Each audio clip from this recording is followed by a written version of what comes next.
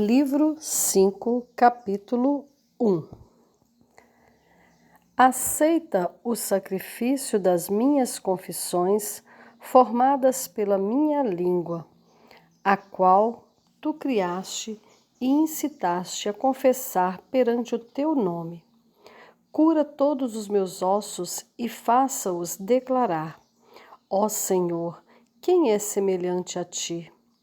Aquele que confessa a ti não lhe instrui acerca do que acontece dentro de si, pois um coração fechado não impede os teus olhos de contemplá-lo, nem a dureza do coração do homem pode conter a tua mão, porque tu o amolece e o inclina à tua vontade, seja pela misericórdia, seja pela força, e nada pode se esconder do teu calor. Louve minha alma a ti, para que eu ame e confesse tuas misericórdias a ti, para que te louve. Toda a tua criação te louva sem cessar, assim como o espírito do homem, com os próprios lábios, com a própria voz, ergue louvores a ti, como também os animais e matérias sem vida, pela voz daqueles que neles meditam. Que semelhantemente a nossa alma se eleve do cansaço para junto de ti, apegando-se à tua criação, e delas apeguem-se a ti, que as fizeste de maneira maravilhosa. Contigo há alívio e verdadeira força. Capítulo 2, Livro 5. Ainda que o inquieto e o iníquo se vão e fujam de ti, tu os vês, pois teus olhos adentram as trevas onde correm. E veja, embora vivam em um universo belo, são imundos. Como prejudicaram a ti? Como deram descrédito ao teu poder, o qual dos mais altos céus ao mais profundo mar é justo e perfeito? Para onde foram eles quando fugiram da tua presença? Onde tu não encontrarias? Fugiram para que não vissem que tu os via, e cegos tropeçassem em ti, porque tu não te esqueces de nada que criaste. Os injustos tropeçam em ti, e com justiça se machucam, referindo-se da tua gentileza, retirando-se da tua gentileza, tropeçando na tua retidão, caindo na dificuldade dos próprios caminhos. Na verdade, não sabem que tu, a quem nenhum lugar comporta, estás em todo lugar. Tu somente estás perto, mesmo daqueles que andam distantes de ti. Que retornem e busquem a ti, pois, ainda que tenham abandonado o seu Criador, tu não abandonas a tua criação. Que retornem e busquem a ti, e observem que tu estás em seu coração, no coração daqueles que confessam a ti, se entregam a ti e choram no teu seio, depois de pensar por seus caminhos ásperos. Então tu, com gentileza, enxugas suas lágrimas e eles choram ainda mais profusamente e regozijam-se nas lágrimas. Até mesmo por isso, tu, Senhor, que não és homem feito de carne e sangue, os criou e é capaz de refazê-los e confortá-los. Mas onde estava eu quando buscava a ti? Tu estavas diante de mim, mas eu me afastava de ti. Não encontrava a mim mesmo, muito menos a ti. Capítulo 3, Livro 5. Eu me abriria diante do meu Deus aos meus 29 anos de idade. Havia acabado de chegar de Cartago um certo bispo de maniqueístas, cujo nome era Fausto. uma grande armadilha do diabo, e muitos eram enrolados por ele, seduzidos por sua linguagem suave. Embora eu admirasse sua eloquência, comecei a distinguir o encanto das palavras e a verdade das coisas, o que ansiava aprender. Não considerei tanto a oratória de Fausto como considerei a ciência por ele usada, tão elogiada, a qual me ofereceu. Sua fama chegara antes dele, a qual predizia seu conhecimento sobre assuntos importantes e sua habilidade requintada nas artes liberais. Como eu já havia lido a respeito e bem me lembrava de muitos filósofos, comparei algumas de suas longas fábulas às dos maniqueístas e descobri que a probabilidade estava ao lado dos filósofos, cujo poder foi longe o suficiente para fazê-los capazes de formar um julgamento justo do mundo, embora não tenham descoberto seu Senhor soberano. Pois tu és grande, ó Senhor, e dás graça aos humildes, mas resistem os orgulhosos. Tu te aproximas somente do coração contrito, mas o orgulhoso não te encontra. Não, nem mesmo que pela habilidade de serem curiosos pudesse contar as estrelas, os grãos de areia, medir os céus estrelados e rastrear o curso dos planetas. Pois com sua compreensão e sua inteligência, as quais tu os concedeste, buscam saber tais coisas e muitas delas descobrem. Fazem previsões muitos anos antes de eclipses solares e lunares, o dia, a hora e quantos dígitos terá, e seu cálculo não falha. Acontece como previram, e eles escrevem as regras que descobriram, as quais são lidas até os dias de hoje, e por meio delas outros fazem outras previsões em qual hora, dia, mês e ano, em qual parte específica da lua ou do sol acontecerá um eclipse. E assim acontece, como previram. Diante de tais feitos, os homens que não conhecem essa arte se maravilham e se espantam, enquanto aqueles que a conhecem exultam, se inflamam e, com um orgulho ímpio, afastando-se de ti, caindo da tua luz, preveem uma falha na luz do sol muito tempo antes de acontecer, mas não se apercebem do próprio eclipse no momento em que acontece. Pois não perguntam, como fazem os religiosos, de onde vem a inteligência pela qual descobrem tais questões.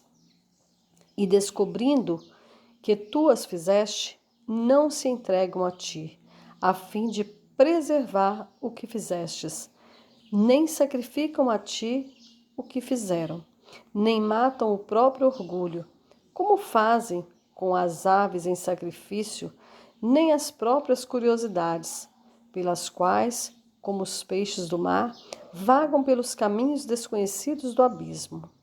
Nem as próprias extravagâncias, como as feras do campo, que tu, Senhor, fogo consumidor, possa queimar seus atos de mortes e renová-los com imortalidade. No entanto, eles não sabiam o caminho, tua palavra, pela qual tu os criaste, assim como as maravilhas por eles contadas e o senso para perceber tais números, e a compreensão que os fazem entendê-los.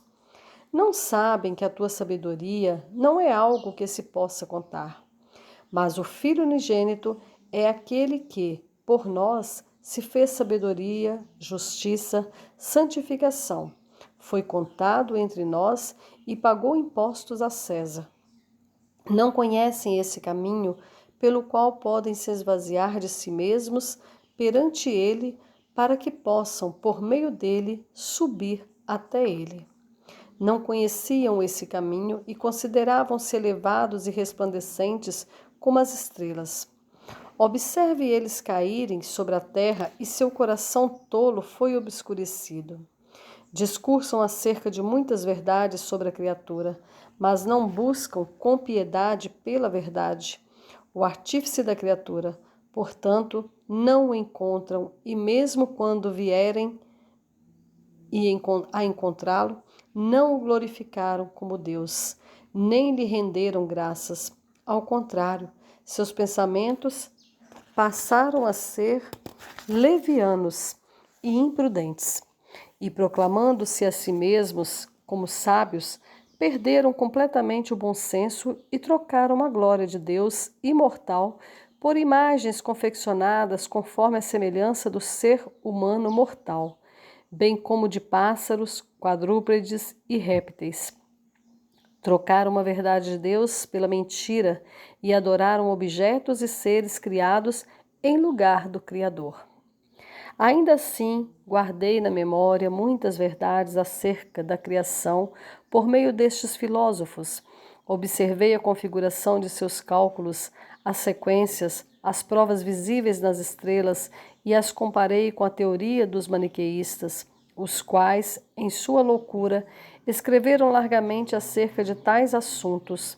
No entanto, não descobriram nenhum solstício, nenhum equinócio, nem eclipses de grandes luminares, nem qualquer evento semelhante aos que aprendi nos livros de filosofia secular. Era, porém, obrigado a acreditar, ainda que não coincidissem com o que os cálculos haviam determinado, ou mesmo com o que enxergavam meus olhos, apontando, na verdade, para o lado oposto. Capítulo 4, livro 5. Poderá um homem agradar-te, ó Senhor Deus da verdade, por deter tanto conhecimento? Certamente infeliz é aquele que conhece tais coisas, mas não conhece a ti. Por outro lado, feliz é aquele que conhece a ti, ainda que não conheça tais coisas. Aquele que conhece tanto a ti como a estas coisas não é o mais abençoado. Antes, tu o és, pois, ao conhecer a ti, glorifica a ti como Deus, rende-lhe graças e não se dá a vãos pensamentos. Assim como um homem que sabe como possuir uma árvore é grato a ti pelo uso dela, embora não saiba sua altura ou largura, pois é melhor do que ser capaz de contar cada um de seus ramos, mas não a possuir, nem conhecer ou amar o seu Criador.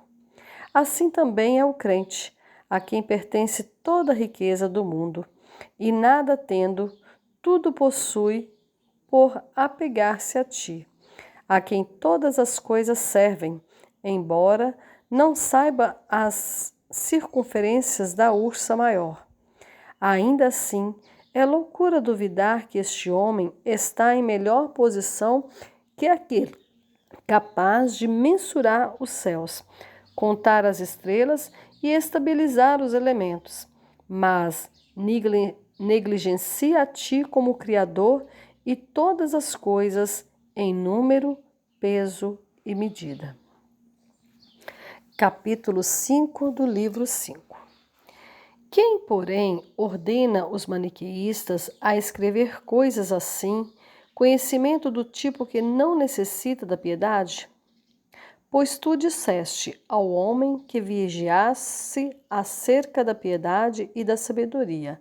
E pode ser que alguém seja ignorante quanto a estas coisas, embora possua muito conhecimento sobre outras questões.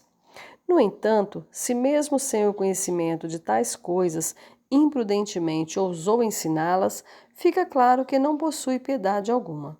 Pois mesmo quando se tem esse conhecimento mundano, é vaidade professá-lo, quando a piedade está em confessar a ti. Este é o motivo pelo qual aquele que se desvia da piedade fala tanto sobre tais coisas, convencido por aqueles que verdadeiramente as aprenderam e manifestam o que compreenderam acerca das questões difíceis. Pelo que seu objetivo não é conquistar respeito, mas persuadir os homens de que o Santo Espírito Consolador, aquele que enche os seus fiéis, habitava pessoalmente nele, com plena autoridade.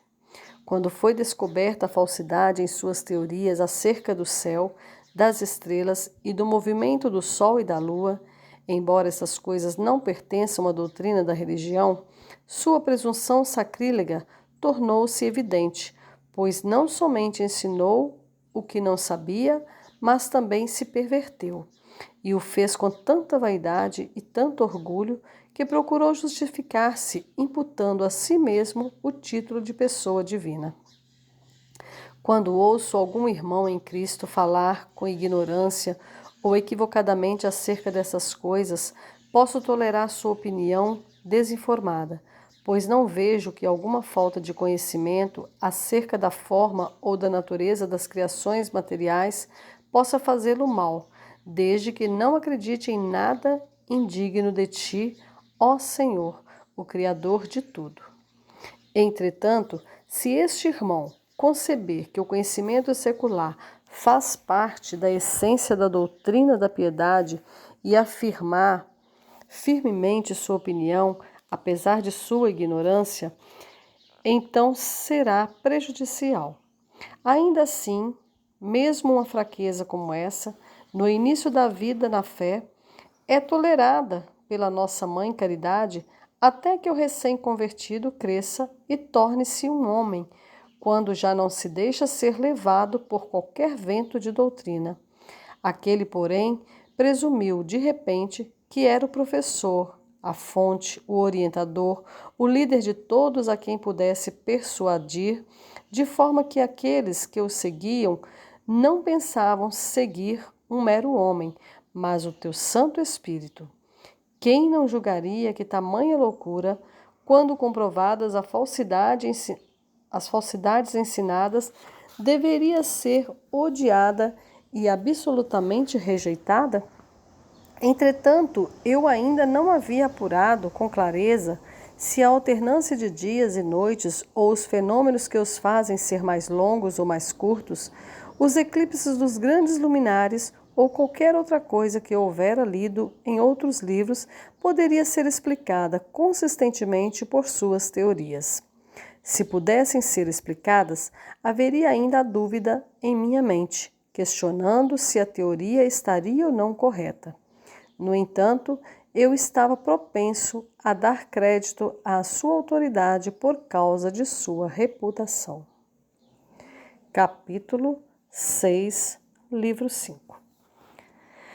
Durante quase todo aquele período de 9 anos, com a mente conturbada, eu me submeti ao ensino dos maniqueístas, ansiando intensamente pela chegada desse Fausto, pois os outros membros da seita, os quais conheci por acaso, quando incapazes de responder aos meus questionamentos acerca de tais coisas, referiam-me à chegada de Fausto. Prometeram que, em sua presença, aquelas dúvidas e mesmo outras mais complexas, caso as tivesse, seriam pronta e amplamente esclarecidas.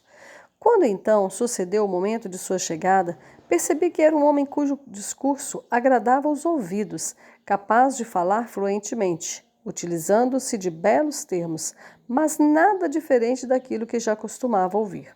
Todavia, que lucro teria eu naquela taça elegante, se não saciaria minha sede por um gole mais precioso? Meus ouvidos já haviam se fechado e as ideias não soavam melhores por serem ditas de um jeito melhor, nem se tornavam verdade por causa da eloquência. De sua alma não transbordava a sabedoria por causa da formosura de seu rosto ou pela graciosidade do seu discurso. Mas aqueles que o trouxeram a mim não eram bons juízes. Portanto, ele parecia sábio e instruído, pois suas palavras eram belas. Ao mesmo tempo, percebi que existe um outro tipo de homem cujas palavras, ainda que verdadeiras, são dignas de suspeita se envolvidas por um discurso suave e profícuo. Tu, porém, ó meu Deus, já havia me ensinado de maneiras maravilhosas e por isso acredito que tu me ensinaste, pois és a verdade, e não há ninguém além de ti que possa ensinar a verdade ou que a faça brilhar sobre nós. Aprendi de ti que, mesmo quando algo é dito com eloquência, não deve necessariamente ser tomado por verdade. A enunciação desarmoniosa dos lábios faz mentirosas as palavras, assim como não se pode afirmar que a dureza do discurso as faz verdadeiras ou que um discurso rico é falso. Tanto a sabedoria como a tolice são como alimento saudável ou prejudicial. E as frases enfeitadas ou sem adornos são como louças rústicas ou requintadas. Ambos os alimentos podem ser servidos em ambas as louças. Aquela ansiedade, portanto, com a qual guardei aquele homem, foi satisfeita com sua atitude e sua paixão quando discutia, pela sua escolha e profusão de palavras com as quais vestia suas ideias. Fiquei impressionado e como muitos outros, talvez mais que eles, o cobri de elogios e exaltação.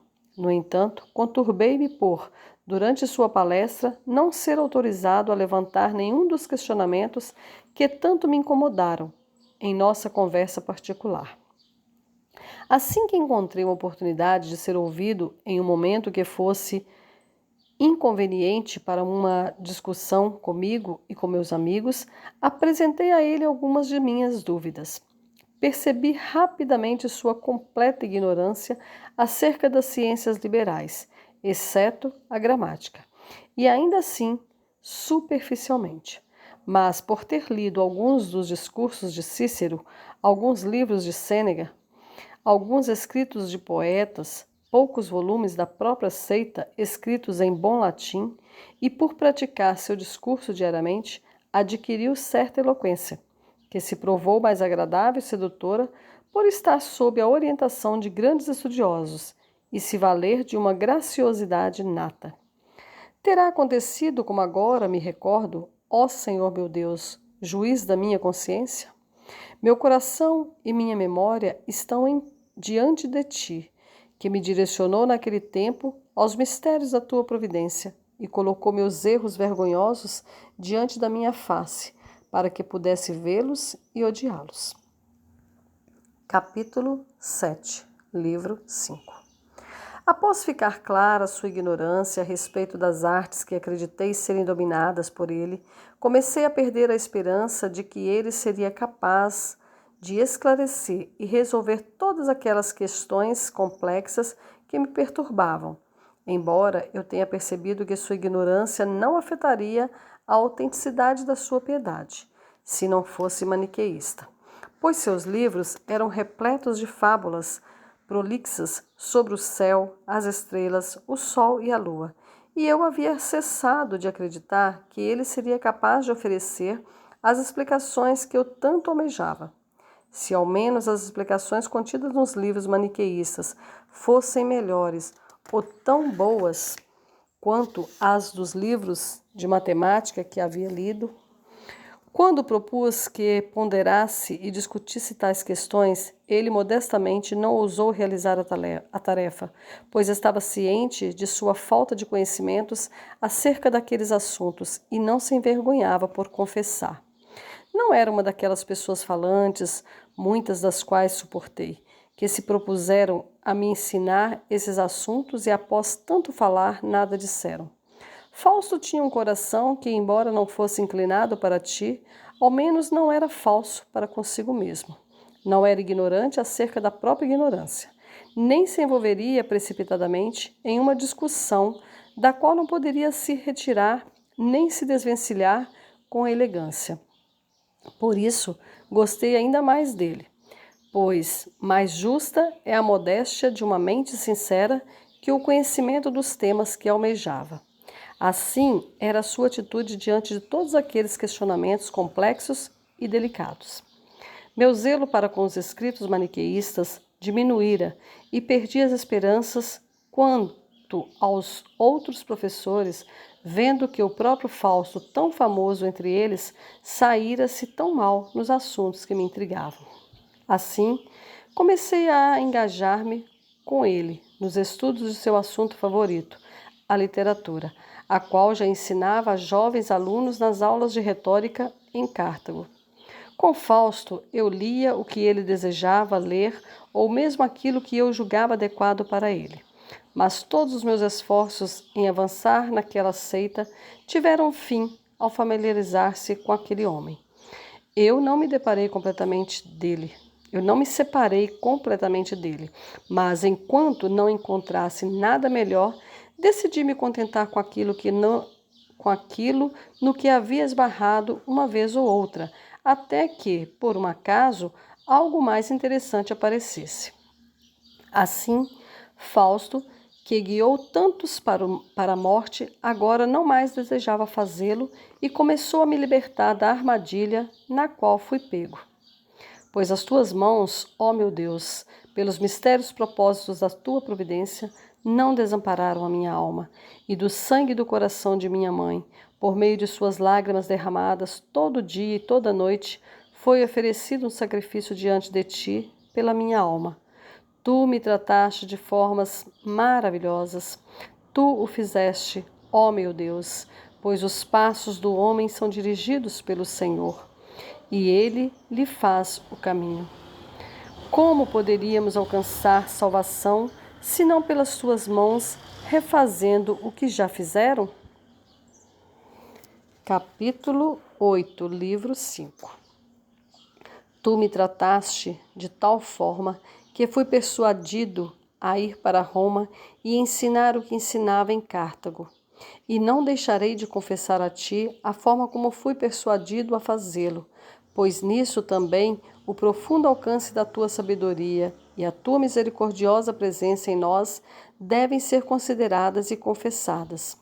Eu não desejava ir para Roma, porque meus amigos, os quais me persuadiram a fazê-lo, me prometeram ganhos mais altos e mais reconhecimento, embora tais coisas tenham influenciado minha decisão.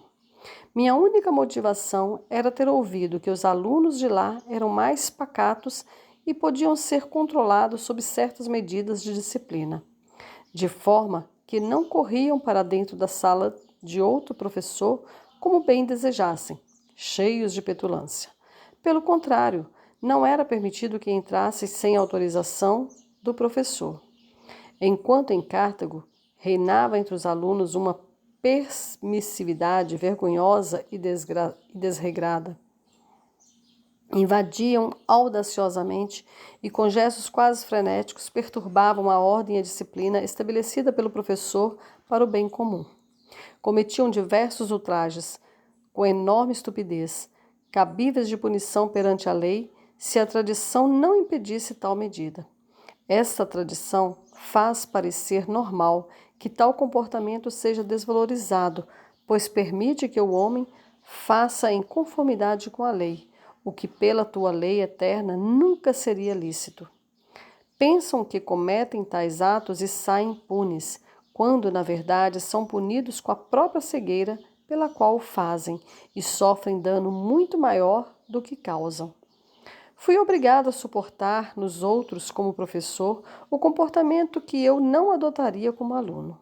Portanto, estava satisfeito em ir para lá, quando todos os que sabiam da situação me asseguraram que aquela conduta não era permitida. Mas tu, meu refúgio e minha porção na terra dos viventes, torturaste-me em Cartago, para que fosse arrancado de lá e mudasse minha habitação terrena para a salvação de minha alma. Ao mesmo tempo, em Roma foram-me oferecidas seduções, pelas quais fui atraído àquele lugar, por homens apaixonados por uma vida de morte, pelas loucuras de um lado e pelas promessas vazias do outro. A fim de corrigir os meus passos, tu secretamente usaste a perversidade deles e a minha própria, pois aqueles que perturbavam minha paz estavam cegos de uma lamentável loucura. Também aqueles que me seduziam em outros lugares nada tinham além dos prazeres terrenos. E eu, que aqui detestava a real tristeza, estava lá procurando uma felicidade irreal. Tu sabias o motivo pelo qual saí de um país e fui para o outro. Ó Deus, embora nada tivesse mostrado para mim, nem para minha mãe, que dolorosamente lamentou minha partida e seguiu-me para além do mar. Ela me apertou forte em seu braço, desejando impedir-me de partir ou acompanhar-me, mas eu a enganei, dizendo que tinha um amigo a quem não poderia deixar até que o vento estivesse bom para navegar. Menti para minha mãe, tão boa mãe, e fugi.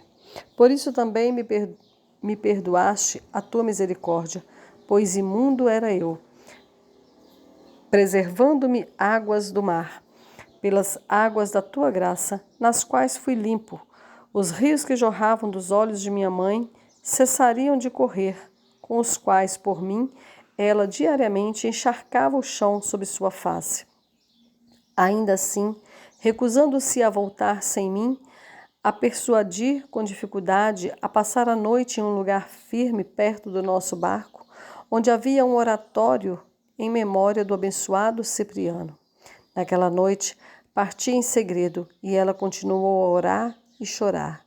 O que terá ela pedido, ó Senhor, com tantas lágrimas naquela oração, senão que tu me impedisses de embarcar?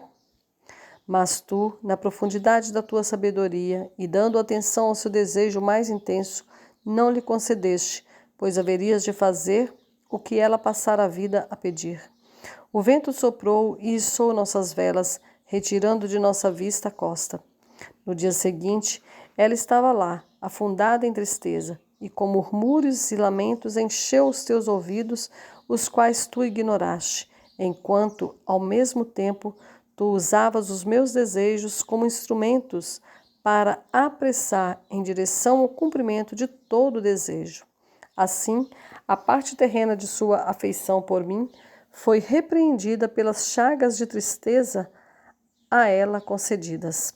Entretanto, como todas as mães, embora até mais que as outras, amava que eu estivesse com ela, e não sabia que tamanha alegria tu estavas a preparar para ela por meio de minha ausência. Por não saber, ela chorava e lamentava e via em sua agonia a herança de Eva, procurando na tristeza o que havia gerado na tristeza. Então, depois de me acusar de ser perverso e cruel, obrigou-se a interceder por mim, voltou para sua casa e eu para Roma.